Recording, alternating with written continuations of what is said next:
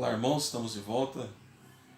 Nós estamos então meditando, refletindo um pouco em Lamentações, capítulo 5, do verso 1 até o verso número 22. Nós estamos falando como que um piedoso, como uma mulher piedosa ora em períodos de crise. Naturalmente, nós estamos aqui extraindo princípios bíblicos daquele texto, para nós nos exercitarmos também nas orações que nós devemos fazer. Quero lembrar aos irmãos que nós estamos passando por um período de crise e nós temos que acreditar que é uma ação de Deus. Então, se é Deus que está agindo, somente Deus pode solucionar. Então, o crente, ele vai até o Senhor, ele vai falar com Deus. O crente não vai confiar na política, nem na parte financeira, nem na parte científica, embora ele sabe que isso é importante e que ele também lida com essas coisas, mas ele entende que há um Deus que reina e que governa sobre todas as coisas. Nós não temos que convencer os políticos, nem os economistas e nem os cientistas. Nós temos que convencer Deus. Então nós temos que ir até Deus. E quando eu falo convencer Deus, não é que nós vamos argumentar como se Deus não soubesse. Não é isso que eu estou dizendo.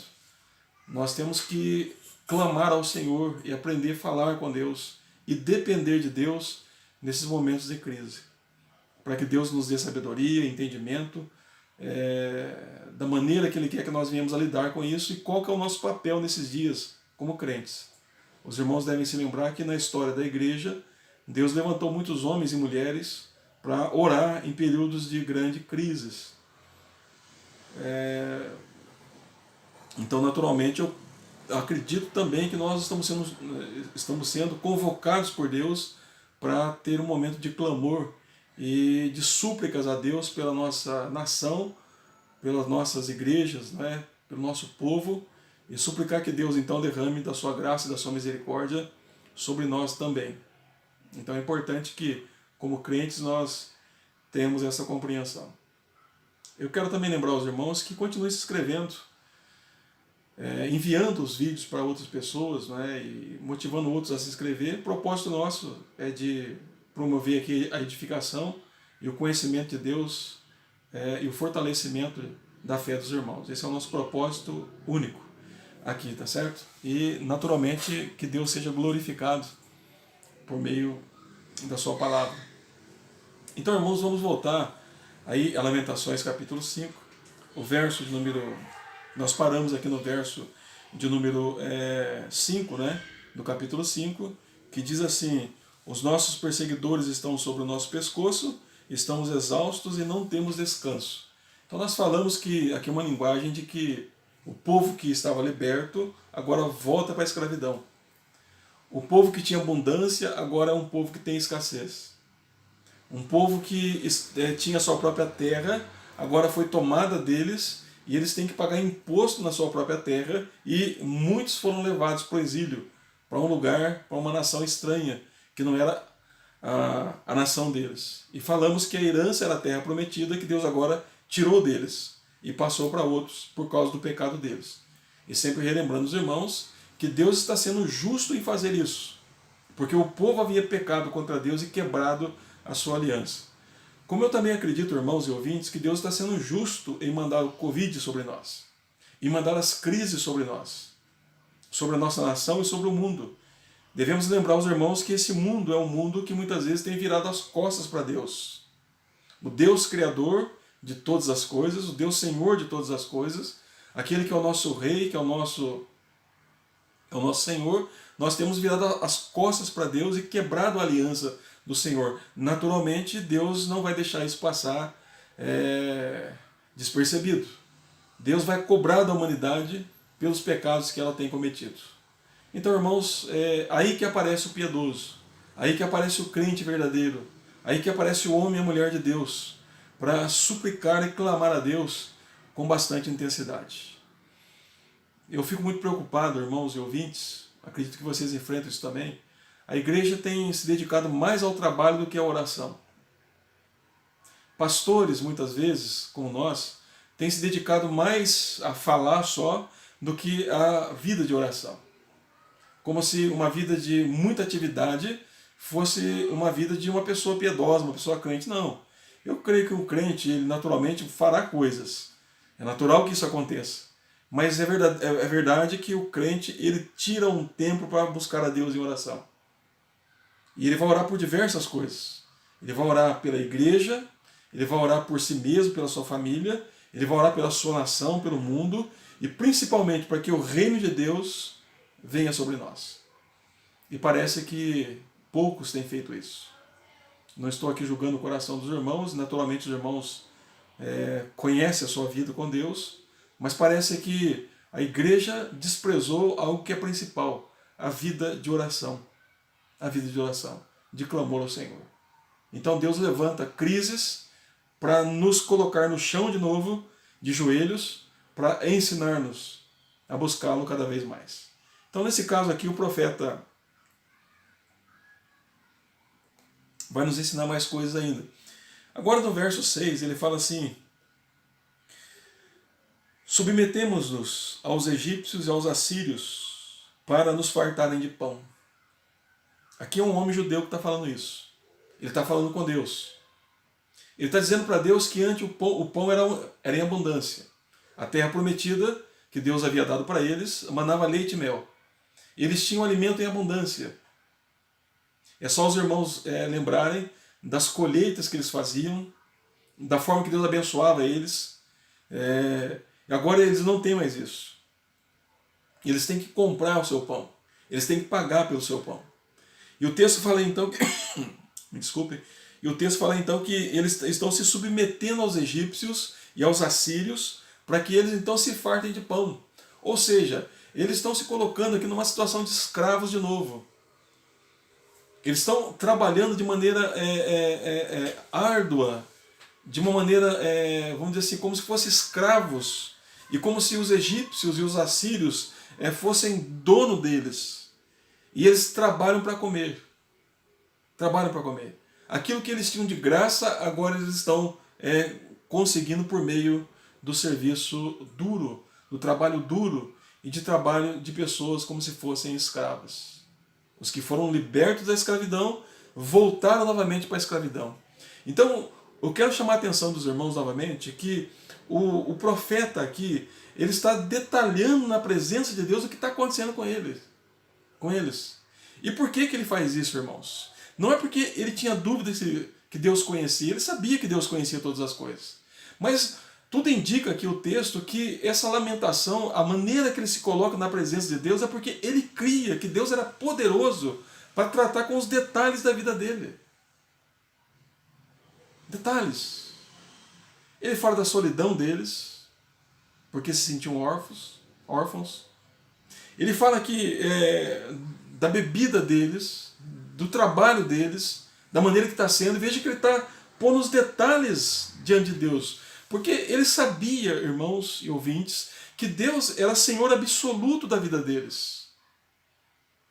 E ser um Senhor absoluto da vida é aquele que não é que domina só alguma parte da minha vida. Não, ele domina desde o fio de cabelo que eu tenho a todos os detalhes que eu da minha vida, como da sua vida também.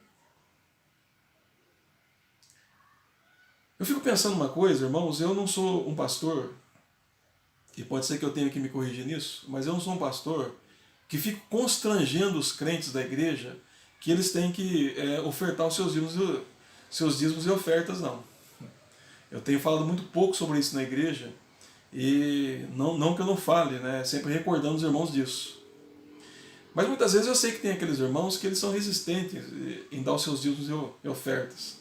Né? E nesse sentido, muitas vezes, por que acontece isso? É porque muitas vezes tem crentes que não acreditam que Deus é poderoso para tratar com o problema do trabalho dele. Eu tenho ensinado que o crente não faz greve, ele vai a Deus para falar para Deus quais são as suas necessidades. Em vez de ele pedir aumento de salário para o seu patrão, ele vai pedir primeiro para Deus. Ele coloca as suas situações na presença de Deus e ele pede para que Deus resolva as suas situações. E quando as pessoas ofertam e dizimam na igreja, os crentes verdadeiros, eles fazem isso. Veja bem, eles fazem isso porque eles confiam em Deus. Porque eles creem que quem supre as suas necessidades é Deus. Quem dá aquilo que eles precisam é Deus. Quem cuida dos detalhes financeiros, da saúde dele, do seu trabalho, da sua vida espiritual, de toda a sua vida, é Deus quem faz isso. É por isso que o profeta está dizendo, olha, Senhor, o nosso trabalho é assim, é escravo. Nós trabalhamos de maneira dura para conseguir o nosso pão. Eu consigo ouvir um eco aqui, irmãos, lá de Gênesis capítulo 3, quando Adão peca, e Deus vem até Adão, e Adão então é expulso do jardim, e Deus diz para ele que agora você vai, com trabalho, com fadiga, você vai comer do produto da terra, porque ele tinha pecados. O que está acontecendo com o povo aqui? A mesma coisa, eles pecaram contra Deus. E Deus está dizendo assim, com trabalho e com fadiga vocês vão comer o pão que vocês agora da terra. Isso está acontecendo com Judá. Com Judá. Para mostrar para os irmãos que o pecado, irmãos, traz cansaço árduo. O pecado traz escravidão. O pecado traz dor. O pecado traz sofrimento. O pecado traz angústia. Por isso que nós não podemos brincar com pecados. Por isso que nós temos que lutar com toda a nossa força para evitar o pecado contra Deus. Pecar contra Deus é algo gravíssimo. E cair no desagrado de Deus é algo gravíssimo, porque naturalmente os nossos sofrimentos vão multiplicar. E a linguagem que o profeta usa aqui é como se fosse aquela linguagem do Éden. Adão foi expulso, Deus manda maldição sobre ele, com dor, com fadiga, com dores. Agora está acontecendo isso aqui com Israel, com dor, com fadiga e com dores e sofrimento. Então ele diz aqui, ó, nós estamos dependendo do Egito e da Assíria. E é uma linguagem aqui que parece que eles voltaram a ser escravos de novo, para poder adquirir o pão de cada dia deles. É importante, irmãos, nos colocar na presença de Deus e detalhar para Deus o que está acontecendo conosco. Mas reconhecendo uma coisa, que Deus é justo no que Ele faz.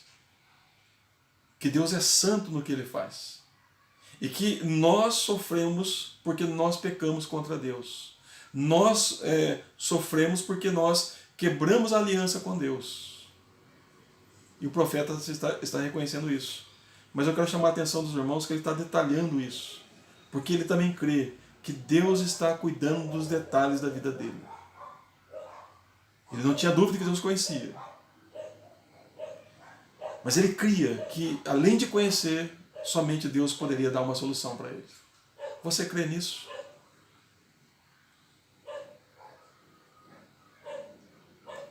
Você crê que Deus está envolvido com você 100%? Você já pensou nisso como crente? Jesus fala para os discípulos que Deus tem cada fio de cabelo contados. Cada fio de cabelo contado. Jesus, no seu ministério, ele demonstrou para os discípulos que Deus estava envolvido em cada detalhe do ministério dele. E ele também ensina para os discípulos que Deus estava envolvido em cada detalhe da vida deles. Quando ele faz o Sermão do Monte, que ele diz assim, não vos preocupeis com a vossa vida, com o que é de comer, com o que é de beber, com o que é de vestir, porque vosso Pai Celeste sabe do que vocês precisam de tudo isso. Então veja que Jesus demonstra ali que Deus, o nosso Deus, está envolvido 100% conosco e 100% com os detalhes da nossa vida. Você crê nisso? Você percebe isso? É por isso que o autor de Lamentações, ele está detalhando as coisas na presença de Deus. Ele não está aqui orando daquelas orações assim, que tem frases de efeitos. Não, ele está colocando os detalhes na presença de Deus. Porque ele crê que Deus é um Deus que está envolvido com ele e com o seu povo 100%. 100%. Tem um pregador aí que eu gosto muito, chamado Paul Washer. Paul Washer, né? Acho que os irmãos também conhecem.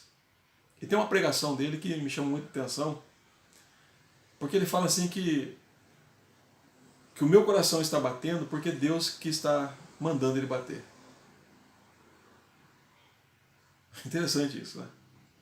O meu coração está obedecendo a um mandamento de Deus, a uma ordem de Deus, por isso que ele está batendo. Eu vejo porque os meus olhos estão obedecendo uma ordem de Deus, por isso que eu vejo. Eu escuto porque os meus ouvidos estão obedecendo uma ordem de Deus, para que eu ouça. Eu falo porque a minha boca, os meus lábios, a minha voz está obedecendo um mandamento de Deus, é por isso que eu falo.